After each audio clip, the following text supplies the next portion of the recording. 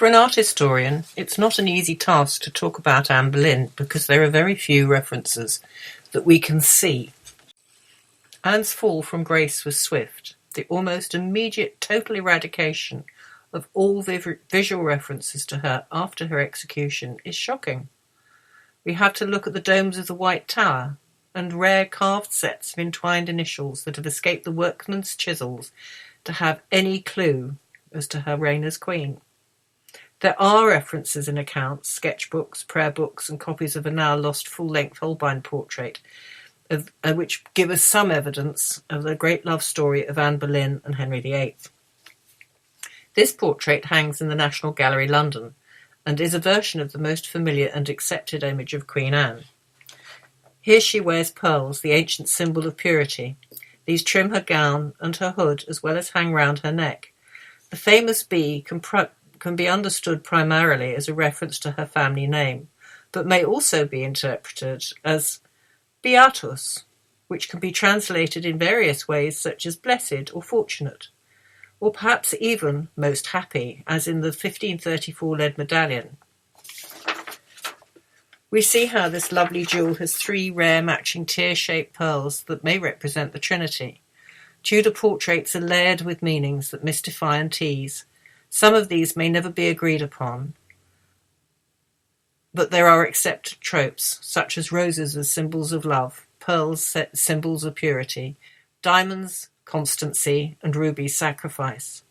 This is a huge subject all of its own. This is a sketch by the German artist Erhard Schön, now in the Musée des Beaux-Arts, Brussels, which was for the east window of the Chapel Royal, Hampton Court, and it was created for Cardinal Wolsey. Schön trained with the great Albrecht Dürer. This sketch is for the mullions to the left of the central image of the crucifixion, and there were separating mullions for each individual member of the royal family and two saints. In this sketch, the first mullion shows the kneeling king. Behind him we see a kneeling queen, then a kneeling girl, then St. George, the king standing and holding the orb, and lastly St. Catherine representing Queen Catherine of Aragon. Hilary Wayland has found references to show that at some time between October and December 1535, the St. Catherine window was replaced with a representation of St. Anne, clearly a reference to Anne Boleyn. The April accounts of 1536 show payments made for the replacement of 3 badgers at 18 pence each, set in the old garlands of the Queen. This is a very explicit statement telling us that the badgers referring to Catherine were removed. The creation and setting of 8 arms and badges of the King and Queen at 8 shillings per badge. We can assume these were of Henry and Anne. 3 times half arms of the Queen at 2 shillings each, ousting Queen Catherine's 3 impaled coats of arms. Barely 6 months later, in the September accounts of 1536, there is a record of payments for the removal of every visual reference to Anne. That is to say, all emblems, badges, and carvings, including the expensive new stained glass of St. Anne in the Chapel Royal. The sum for this work amounted to 14 shillings and 4 pence, a vast amount when a workman's daily wage could be counted in pennies. None of this 16th century glass has survived. From a 1645 parliamentary news sheet, Sir Robert Harlow ordered the demolition of all the popish and superstitious pictures at Hampton Court Palace. Some years ago, Tim Ridgway photographed a carving of the entwined initials H and A at Hampton Court that have magically escaped the carpenter's chisel. The way the initials are formed tells us that this is a very skilled worker of wood, and the inclusions of symbols private to the lovers, such as the bird above and the oak leaves below, suggests he was working to a specific design. Who designed this monogram, we have no idea. The possibility is that it was the work of a Florentine artist, Antonio di Annunziato de Antonio, who we see in the accounts listed as Anthony Toto. Probably the English couldn't get their tongues round his name. He had come to England in 1519, been naturalised in 1543, and in the same year was appointed sergeant painter. Perhaps the designer was Hans Holbein. No matter how talented, artists were not celebrated. They were employed to design many things, including costumes for masks, pieces of furniture, as well as portraits. Again, the 1527 accounts show payments to Holbein for working on the painted decoration of the temporary banqueting hall to celebrate the signing of the 1527 treaty with the French. I propose that perhaps because of the shape of the A, it may have been designed by either the illuminator Lucas Horenboot or his sister Susanna. Either of these is a possibility. They were, after all, one of the best Flemish illuminators in the business. The truth is, we just don't know who the designer was. Records tell us that Horenboot was paid a retainer of £33 6 per annum as the king's painter. As with anything visual referring to the divorced Queen Catherine, Henry's wife of 24 years, virtually all decorative references of Anne were removed from the palaces. This suggests the order that there was to be nothing to remind the king of her existence at any of his 60-plus residences went out immediately after her execution. But there is one exception, and this is in King's College Chapel, Cambridge. The stone carver Lucy Churchill has researched the carving at King's College Chapel's choir screen and found a similar set of entwined H and A's, this time with love knots, Tudor roses and various other symbols of Henry and Anne. This suggests that there was a set of templates with carefully selected iconography used by royal craftsmen. Churchill points us to the page 234 of the late Eric Ives' Life and Death of Anne Boleyn. Professor Ives points out that the use of the A with the line above also makes the letters T and M, and together with the A, this makes the Latin word amat, meaning love. This monogram can now be read as Henry loves Anne, or likewise, Anne loves Henry. It's almost as if it's a very expensive form of graffiti. Churchill describes the other carvings that celebrate Anne, and these are carved on the south side of the screen. There is Anne's personal emblem of a falcon on a flower rose bush, all under an imperial crown. A classical head with a bull's head beneath it, the bull's head being a visual pun on the name of Boleyn, which was also written as Bullen. On the north side of the choir is a carved R&A under an imperial crown for Regina Anne. In other words, this screen is full of carved ciphers and heraldic devices declaring Anne and Henry's union, which is why it's thought that this screen was commissioned to celebrate their wedding. We can only speculate as to whether Henry had any portrait of Anne Boleyn that was small enough to hold in his hand. The portrait miniature was becoming a very popular item. It appeared in individual portraits and also in charters. This particular one of Henry, with the red surround, with angels holding the strings that bind the love knot between the initials H and K, dates from 1525. In the portrait of Catherine, which is also from the same year, we see different lettering. The A is very much the same or very similar to the ones in the carved initials in the King's College Chapel choir screen and the one hidden away in the backstairs at Hampton Court. It's quite possible that this is because it was designed by Susanna Horenboot. In 1521, when the family was still living in Bruges, the great Albrecht Dürer came to their workshop and he saw a painted man of sorrows. He was so taken with it, and particularly with the skill, not only because it was a woman, but because of the pure artistry for it, that he bought it. And it may be a way that Susanna has used, and it's certainly one that I have argued, and that Dr. Susan James has argued, that it is a way that Susanna has identified her work, and that it is different from her brother Lucas. Hans Holbein was commissioned by the Hanseatic League to design a tableau to be shown at the Steelyard on the 31st of May as Anne processed through the City of London to Westminster, the day before her coronation in the Abbey. His theme was Apollo and the Muses on Mount Parnassus, which is where Apollo courted the muse Thalia, the muse of poetry and comedy. Seated on the throne is the Greek god of the sun and music.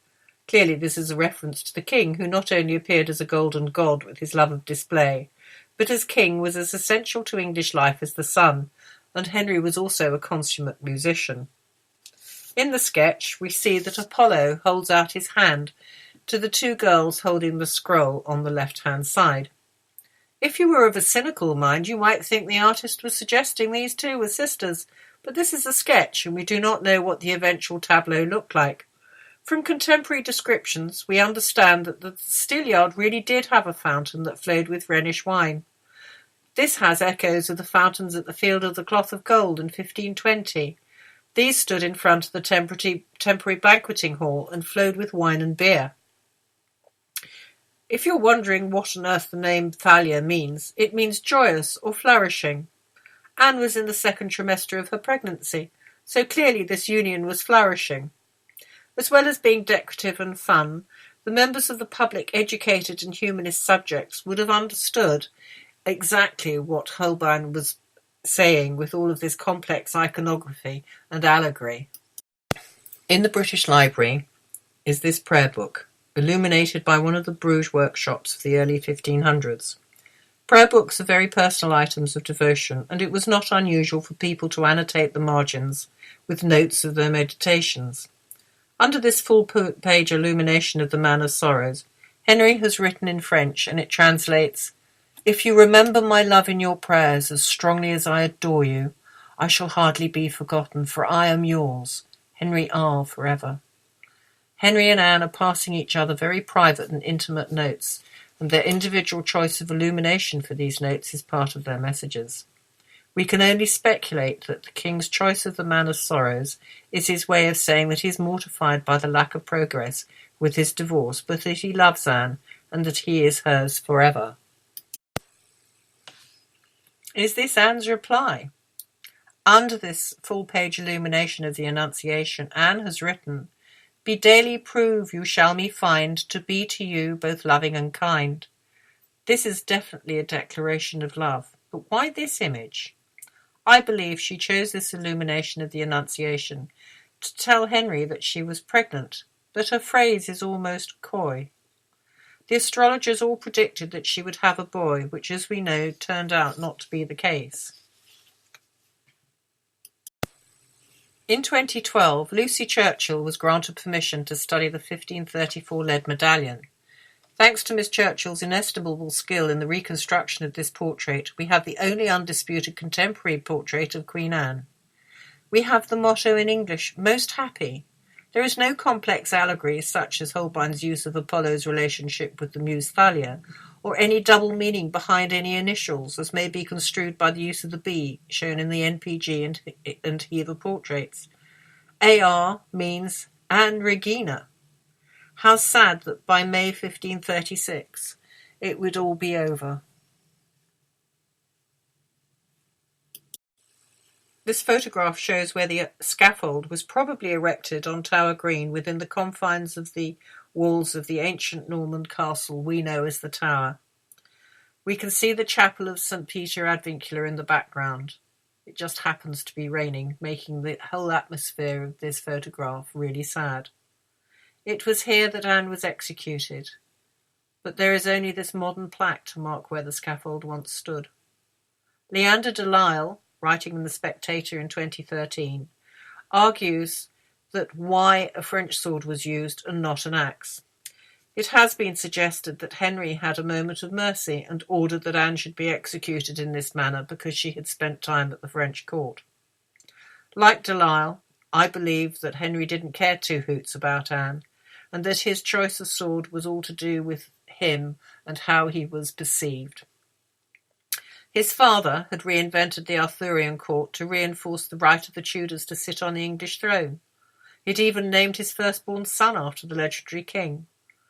In the 16th century as now, Arthurian legends were the epitome of the chivalric code, and by the 1530s, Henry VIII's European reputation was described as greater than any prince since King Arthur. De Lisle argues that the use of a French sword wielded by a French executioner was nothing more than a PR exercise. In France, nobles were executed by a sword, and so Anne was queen. It was not right that she should die by the axe. It is sadly ironic that if Anne looked up from the scaffold, one of the last things she would have seen are the lead onion domes that top the corners towers of the Norman keep. Did she remember that Henry had commissioned these as part of the celebrations of their wedding? Who was looking out of the windows? Thomas Wyatt the Elder was one of the accused of committing adultery with the Queen, and was also imprisoned in the Tower. He escaped execution and was released later in 1536. He was the one who introduced the sonnet form into England, and we believe the following lines refer to Queen Anne. Graven in diamonds with letters plain, there is written her fair neck round about. Noli me tangere, Caesar's I am. Clearly Wyatt recognised that whatever feelings he may have for the Queen, she was off limits. Noli me tangere, do not touch me. I am Caesar's. This miniature of Anne resembles the Hever portrait, but is by the 17th century miniaturist John Hoskins. The late Professor Ives believed that Hoskins probably had access to the now lost Holbein full-length portrait of Anne. It is known that it existed in 1590 and that Lord Lumley possessed it, and it was still in existence in 1773. What has happened to that original portrait we have no idea, but it is a fair assumption that Hoskins could have based his portrait miniature on this lost painting. He was an artist of very, very great talent, and he would not have made a mess of Holbein's original painting. Rest in peace, Anne Boleyn, Queen of England.